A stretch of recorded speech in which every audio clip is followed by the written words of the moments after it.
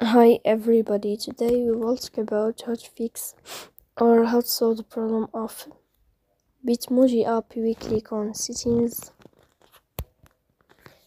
then in this page we go to apps, default apps, app settings.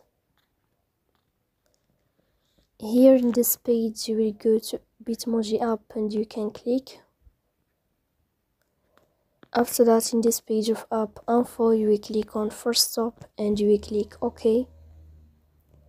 Here you will enter to the window of storage, and then you will click on clear cache, but pay attention, don't click clear data because that can delete your account. Then you can turn on your airplane mode, and you can turn off your airplane mode again to fix that problem. So please don't forget to support us by like and subscribe.